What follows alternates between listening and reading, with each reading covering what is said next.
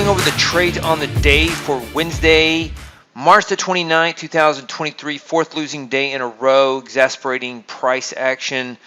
Three losing days in a row this week. 250K portfolio live results are down about minus 1975. 50K down about minus 525. We're in an 18,875 drawdown from our last equity peak on March 23rd, which is just 5 trading days ago. We've had an equity peak on March 23rd last Thursday, and then 4 trading days in a row of losses, a losing streak here to get us into that drawdown. And so still up on the month and up on the year.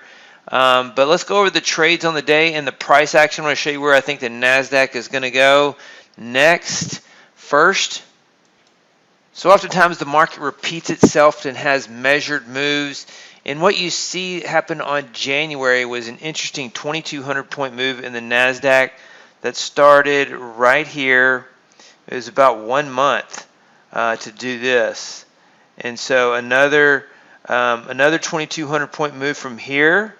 That's around 10,800. Another 2,200 point move from here would have the Nasdaq taking out these highs right here, and so that's 1,000 points away. And so it did this move in a month, and it started this move on the 13th, and so it could take longer, and it may not go as far, and it may not follow through.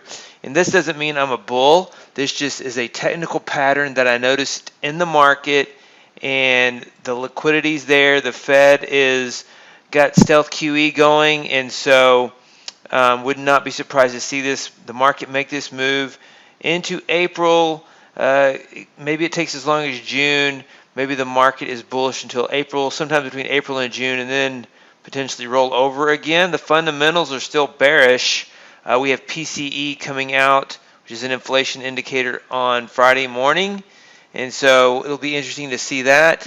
Also, let's talk about the move last night. Here is the 24-hour session. Let's look at the intraday chart. Let's look at the 15-minute bars for this, and so you can see what we're talking, or just the 5-minute bars for last night. And you can see last night the market just grinded higher. We talked about how we thought the market would come in here and take out the FOMC. It took out the FOMC lows, and now it's going to take out the FOMC highs. And so it really did make that move higher, but most of it was overnight. Let's look at the day session chart. This is the 24-hour session chart, so big uptrend today. The day session chart is much different. You see a big move higher. We put on a pretty big net position at the open. We were long about 7 NQs and 3 ES. And so we were poised for another 20K day or more, is what I thought we would have. And so, but the market had a big gap up, had a lot of energy right here, like it was going to go higher, but it pulled back, worked to pull us underwater. And at this point, we only had 1 NQ left, so it stopped out our trades along here, and then it rallied. Then we got long again, and it kept trying to roll over, and it had about a 90-point range until the last hour. And so 90-point range all day long. This is indicative of a stealth bull market, up at night, choppy during the day, but I still think that even in the stealth bull market, you get those big up day range days. And so we have 2 trading days left on the month and on the week. And I thought we would get more of this move today. We anticipated it, but I thought it wouldn't. I didn't think it would gap up this much. And so because it gapped up this much, it made it difficult. It broke out. Finally broke out of this range right here. Let me reset this. So it finally broke out of the range, but it didn't break out very hard. So it was, spent a lot of time trying to break out of this. And then it kind of got stealth right there. You can see that the stealth buying come in here, but lots of spike downs, just a weird tape, and then it kind of went up, and then it came back. And so the difference between here and here was only about 25 points on the Nasdaq. S&P the same way, just a very narrow range all day, choppy all day, and then it broke out. And so you see a big up day, but most of it was overnight, and the way it moved was very stealth. I thought we could be due for a 500-point day potentially. We're just not in that kind of market environment. Let's go back to the daily chart and look at the daily chart on the Nasdaq. I'm going to make this a daily chart. And so also, if you look at March the 2nd, you kind of have this pullback right here, but you have a double inside day. This day was inside this day was inside this day, and then it took that out. It didn't take it out this day, but it took out these lows here, and then it moved higher, and then the next day had a 500-point rally. And so that was about a 500-point move from, let me double check that. So from the low on March the 2nd, on March the 3rd, the low on the March the 3rd to 11,961 to the high on March the 3rd, which was a Friday, was about a 500-point move. And so yesterday we had a low of 12,634 and the high of today of 12,994. I thought we might get as high as 12,100, potentially another 500-point move.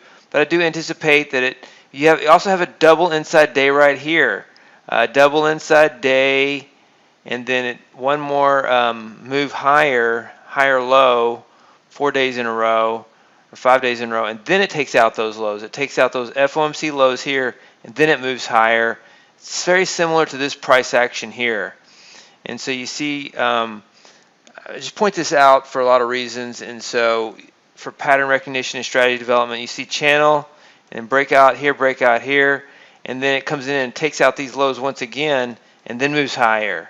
And so you've got this channel here, take out these lows. Is it going to take out these highs and run, or is it going to take out those highs, come back, and then go higher? So the market can go a number of different patterns, and it's one of the reasons why we day trade strategies. I like to make these daily analysis. Sometimes I come up with a strategy when I do, or a potential option trade. And so those are that's a chart analysis of the Nasdaq that I wanted to share with you. A lot of interesting patterns and symmetry in there that I saw, and I wanted to point that out. So let's go over the trades on the day. So our Nasdaq trades were 3 for 9. AT 2022 only has one winner on the year. AT 2020 has no winners on the year. The equity curve coming into the year is straight up, and as it started 2023, it's straight down. It's just a complete regime change. And 2022 just has that one winner yesterday and then down. So it's interesting because this is a longer term pattern, and so the market has just been extremely strange, especially February and March. Viper up on the day. We were 3 for 9 in the Nasdaq, like I said, and Viper was up on the day. Tick count trend. A lot of these strategies got in and then they stopped out down here at the lows, and then the market rallied. So let's look at tick pullback. Got in back here. It was up on the day. One of the big trades on the day was tick pullback and Viper, and tick reversal was up on the day also. So those were the big winners on the day. The losers were AT 2022, AT 2020, Robot taking the opening trade. Momentum reversals really struggled the last couple of days, keeps getting short, and then the market rallies, keeps getting short, then the market rallies. And then cover 3, the ranges are narrow, so the stops are probably getting too tight. I'm not a big fan of range stop losses, so may adjust that. Tick count trend stopped out here. It's one of the strategies that was stopped out at the open. A lot of these strategies were set up. When you get a lot of strategies that take a long position, you would think that the more strategies you have, the higher the probability is to go higher. So it's disappointing today to get this pullback, which just felt like there was some profit taking, and it also feels like intentional stop running or trying to pull you underwater. It's typically what the nature of a stealth bull market is. Feels like there's more stop running. The market will gap up overnight, and then you'll get in and it'll try to pull back, and then when you're not paying attention, it rallies again, but only to break out to this point, and then kind of so it's kind of a lazier trend right now when the volatility is low as it is. And let's look at the S&P. S&P didn't do too bad. Covered 3. We were 3 for 6 in the S&P. Cobra 3 had a good trade, didn't hit his profit target, exited at the end of the day, didn't have enough range to hit the profit target. Tick Wave, exited at the end of the day, up 737.50. Adaptive moving average was up on the day. Tick Counter and Dynamics shorted at this low, stopped out at this swing high, then got long and took the profit. Tick Chopper, the other choppers didn't trade. Tick Chop did. It got in here, exited on a time exit near the low of the day, and then momentum reversal shorted near the low of the day and exited up here near the high of the day. And so getting out these extreme points on Tick Dynamic and momentum reversal and Tick Chopper were the downside of the S&P, but these were the upside of the S&P. S&P was profitable overall, while the Nasdaq was not. I continue to work on portfolio money management algorithms. I'm doing a lot of research right now on a lot of these strategies, as well as the portfolio money management algorithms. And what you have, this is my old stock index 18 that we were trading, and it's going back 40 months on the S&P, going back 40 months on the Nasdaq, and I'm still working on the structure of this portfolio money management algorithm setup. And what you can do, what I've done here is I've been able to take, for example, 18 strategies. This Viper has been converted to a 1-minute strategy.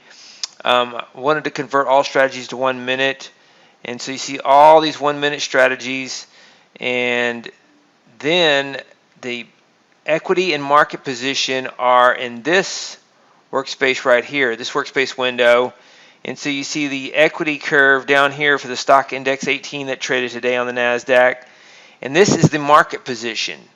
And so you can see the market position in red as it increases and decreases.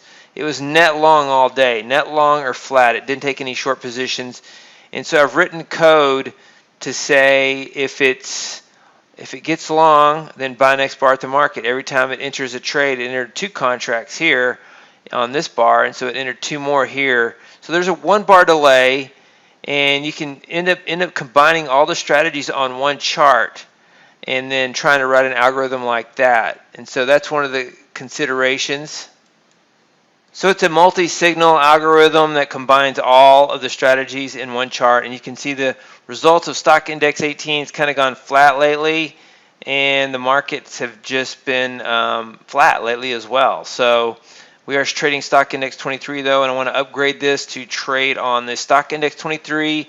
And right now it's not using a money management algorithm. It is just simply I'm just simply set this up so that I can pull the total market position and daily P&L from the equity curve, from the combined equity curves. I take all these charts and I send, you see this save indicator, and it sends the information to this chart, and then you have the combined market position, and then you have the equity curve for all those positions right here.